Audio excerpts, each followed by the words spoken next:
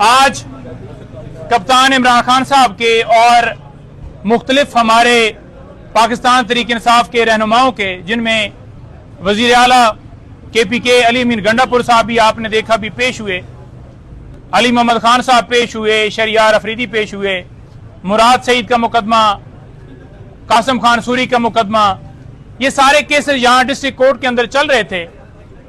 पहले मैं आपको बताऊं इमरान खान साहब की हद तक तो आज अदालत में पेश हुए हैं और खान साहब की यहां पर हाजिरी के लिए हमने इस्तदा की है और अदालत ने 20 अप्रैल को इमरान खान को अदालत में तलब कर लिया है। खान साहब की हद तक कुछ 6 से 7 केसेस थे। 25 मई लॉन्ग मार्च हुआ था, उसके ऊपर खान साहब पे और पाकिस्तान तहरीक इंसाफ के रहनुमाओं के ऊपर दर्जनों के हिसाब से केसेस दर्ज किए गए थे। पुरअमन एहतजाज हर शहरी का हक है। दूसरी तरफ आप देखें, PMLN हो, JUI हो, पीपल्स पार्टी हो या कोई जमात हो, वो सुप्रीम कोर्ट के ऊपर हमला करें, उनके ऊपर कोई इतराज नहीं है। वो जहां मर्जी है धरना करें, जलसा करें, उनको कोई रुकावट नहीं है। आज भी आप देखें कि हमने जलसे के हवाले से इंतजामिया को दरखास्त दी है 30 तारीख के लिए, लेकिन क्या आपने कहीं पर देखा कि मंजूरी हुई है? नहीं देंगे। खौफ, डर और जो भी अदलिया की आजादी के ऊपर, रूल ऑफ लॉ के ऊपर, मुल्क के अंदर साफ शफाफ इलेक्शन होने चाहिए थे, उसके ऊपर कोई भी एहतजाज करेगा तो उसके ऊपर पाबंदी है। अली अमीन गंडापुर साहब पेश हुए हैं। आपने देखा कि मुख्तलिफ अदालतों में कभी कोई अदालत वारंट निकाल रही है, कभी कोई, तो कानून का सामना उन्होंने किया है और अदालत के सामने आकर जहां पर उनकी नहीं जरूरत थी वहां पर भी पेश हुए हैं। अब नहीं जरूरत थी वाला जो केस है या बाकी केसेस हैं, मैं उसके बारे में बताऊं कि अली अमीन गंडापुर साहब इस्लामाबाद हाई कोर्ट से उनकी जो FIR थी वो क्वैश हो गई थी। उसके बावजूद उनके नाम से पुकार चल रही थी, हालांकि ऑर्डर हमने अदालत में जमा करवा दिए थे।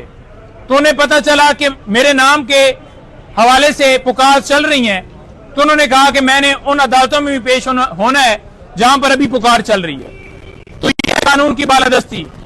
एक तरफ KPK के अंदर देखें, सेहत कार्ड हो या पनाहगाहें हो या वहां पर लोगों के अंदर जो है वो रमजान में पैकेज देने के हवाले से हो, तो हमारी परफॉर्मेंस, हमारा एजेंडा, हमारा विजन आपके सामने आ रहा है कि हमने आते ही कहा है कि कोई हल्का खुलवा लें KPK में, हम हाजिर हैं। और दूसरों का भी आ रहा है कि सिवाय टिकटॉक के अलावा कोई परफॉर्मेंस नहीं है। पिछले जितने एतवार गुजरे हैं, सिवाय करप्शन, अपने केसेस बनाने के, अपने पैसे बनाने के, उसके अलावा उनका कोई और जो है मकसद नहीं था। इक्तदार में आना, केसेस खत्म कराना, नैब के अंदर तरामीम करना, पैसे बनाना, अपार्टमेंट्स बनाना, फिर बाहर चले जाना, बाहर से वापस आना और आकर फिर डील करके इक्तदार में आकर वो जो अपार्टमेंट्स बनाए हुए हैं उनका हिसाब ना देना और आकर बरजुमान होना और कौम की तौहीन करके जमहूरियत के ऊपर हमला करके कहना कि ये देखें जी, हम जनाब यहाँ पर हमें अवाम ने मुंतखब किया और हम खड़े हैं। अवाम ने आपको रिजेक्ट कर दिया है। किस वजह से? कि आपकी परफॉर्मेंस नहीं है। डोनाल्ड लू के बयान के ऊपर एक कमेंट करना चाहूंगा, एक और कमेंट करके आपसे इजाजत लूंगा। डोनाल्ड लू ने जो बयान दिया है वो खुद चोर है, उसने जो है वो कसूरवार है, वो मुल्जम है। जो मुल्जम होता है वो कभी भी तस्लीम नहीं करता कि उसकी कोई गलती है। उसने धमकी भिजवाई, धमकी के ऊपर इनकार किया, बाकी सारी बातें उसने तस्लीम कर ली हैं। उसने कहा है कि साफ और शफाफ इलेक्शन, मैं नहीं कहूंगा कि वहां हुए हैं। उसने कहा है कि मीडिया के ऊपर पाबंदी है। उसने तस्लीम कर लिया है कि पाकिस्तान के अंदर बुनियादी हकूक की खिलाफवर्जियां हो रही हैं। 9 मई के हवाले से भी उसने बात की है।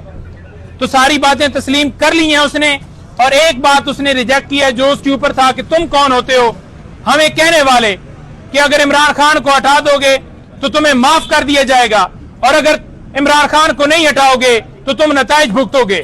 ये बात, इस बात के ऊपर उसने इनकार किया है और जो उसके सहूलतकार थे उन्होंने फौरन ही प्रेस कॉन्फ्रेंस की है। उन्होंने कहा है कि देख लें जी कि बयानिया जो इनका था कि साइफर आया है, तो साइफर तो नहीं आया, डोनाल्ड लू कह रहा है। भाई फिर आपने मुकदमा क्यों बनाया? आपका वजीर खारजा जो था राना सनोला, वो क्यों कहता था कि साइफर जो है वो फॉरेन ऑफिस के अंदर पड़ा है? आपका वजीर खारजा एडमिट करता है, आपका वजीर आजम कहता है, आपका जो है वो चेयरमैन कहता है, तमाम जमातें कहती हैं कि साइफर जो है उसको इसने लहराया। तो अब उस अमेरिका का जो असिस्टेंट है उसकी ताबेदारी करते हुए आप कह रहे हो कि जनाब वो कह रहा है कि साइफर गया ही नहीं है। तो फिर केस किस बात का चल रहा है? किस बात की इमरान खान को सजा है? बात यह है कि साइफर आया, साइफर के बदले में हुकूमत गिराई गई। 2 नेशनल सिक्योरिटी काउंसिल की मीटिंग हुई जिसमें यह बात तस्लीम की गई कि ऐसी लैंग्वेज इस्तेमाल की गई है और उसके ऊपर डी मार्च किया गया। डी मार्च का मतलब यह है कि हम एहतजाज करते हैं। तो जब डी मार्च कर लिया गया है, नेशनल सिक्योरिटी काउंसिल की मीटिंग के अंदर यह बात तस्लीम कर ली गई है, तो आज फिर तुम अमेरिका के साथ मिल गए हो। तो ये है इनका असल चेहरा। और पाकिस्तान तहरीक इंसाफ के ऊपर यह इल्जाम लगाया जा रहा है कि यह फलस्तीन के हक में नहीं है। इमरान खान एक मुहिब वतन पाकिस्तानी, एक मुसलमान जिसने मुस्लिम उम्मा का मुकदमा लड़ा। 15 मार्च उसने इस्लामोफोबिया के हवाले से दिन मंजूर करवाया। इमरान खान ने अल-कादर ट्रस्ट बनाया कि वहां पर इस्लामी तालीम हासिल की जा सके और इन्होंने उसके ऊपर ही, उस अल-कादर ट्रस्ट के ऊपर ही मुकदमा बना दिया। वो एक मुहिब वतन पाकिस्तानी है। मेरे साथ इमरान खान ने कहा कि आप जाकर फलस्तीन के हवाले से बात करें और बताएं कि हम इसराइल को कभी जो रियासत है तस्लीम नहीं करते। ये जो नवाज शरीफ है, इमरान खान के लफ्ज हैं। नवाज शरीफ है, ये आया है पाकिस्तान में, इसने आते ही कोई बयान दिया है?